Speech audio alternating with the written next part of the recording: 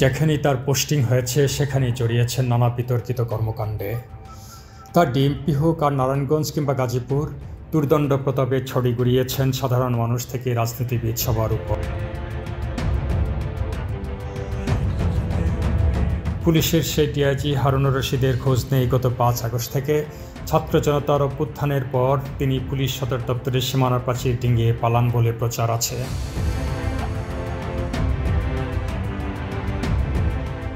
এরপর খবর উঠেছিল শাহজালাল আন্তর্জাতিক বিমানবন্দর থেকে তাকে আটক করে অজ্ঞাত স্থানে নিয়ে যায় রাষ্ট্রীয় একটি সংস্থা।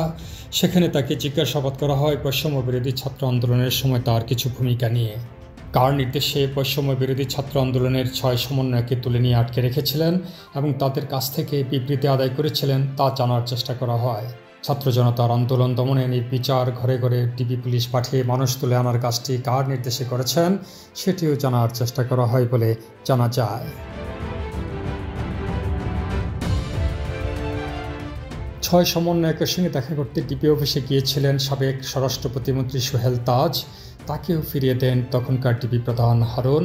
বলেছিলেন ঊর্ধ্বতন কর্তৃপক্ষের নির্দেশ ছাড়া দেখা করা সম্ভব নয়। তাদের কবে ছাড়া হবে জানতে চাইলে বলেছিলেন ঊর্ধ্বতন কর্তৃপক্ষ যখন নির্দেশ দেবে তখনই ছাড়া হবে 6 সমন্বয়ককে। সেই কর্তৃপক্ষ কে সেটিও হারুনের কাছ থেকে জানার চেষ্টা করা হয়। এসব তথ্য ঢাকা টাইমসের নিজস্ব সূত্রে নিশ্চিত হওয়া যায়নি।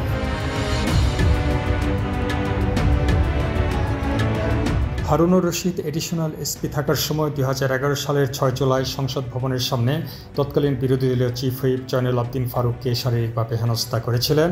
সেই থেকে সমালোচিত এই পুলিশ কর্মকর্তা পেতে থাকেন শেখ হাসিনার আনুকূল্য, আর একের পর এক পদোন্নতি ও গুরুত্বপূর্ণ জায়গায় পদায়ন হয় তার। নানা উপকর্মের সঙ্গে তার যোগসাজশের পাশাপাশি শেখ হাসিনা সরকারের উদ্দেশ্য সাধনে বিরোধী রাজনৈতিক দলের নেতাকর্মীদের ধরপাকড়ে বড় ভূমিকা ছিল এই হারুনের। কোটা সংস্কার আন্দোলনে বিএনপি সমর্থন দেওয়ার পর গত 17 জুলাই দলের পল্টনের কেন্দ্রীয় কার্যালয়ে অভিযান চালান ডিআইজি হারুন।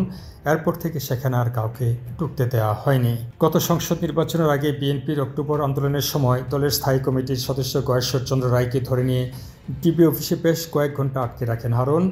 পরিকল্পিতভাবে তাকে আপ্যায়ন করে সেই ছবি ছেড়ে দেন সামাজিক যোগাযোগ মাধ্যমে। একই ঘটনা ঘটে 6 সমন্বয়কের সঙ্গে। তাদের জোর করে খাবার টেবিলে বসে চাউমিন খাওয়ানোর ছবি ও ভিডিও সামাজিক যোগাযোগ মাধ্যমে ছাড়েন ডিআইজি হারুন। বৈষম্য বিরোধী ছাত্র আন্দোলন চলার সময় তাকে প্রায়ই ঢাকার বিভিন্ন স্থানে দেখা গেছে হেলমেট পরে দাঙ্গা পুলিশের নেতৃত্ব দিতে। সেই হারুন এখন কোথায়? যদিও মাঝে মাঝে খবর রটে তিনি ঢাকাতে আছেন, কিন্তু তার মোবাইল ফোনে যোগাযোগ করেও সাড়া পাওয়া যায়।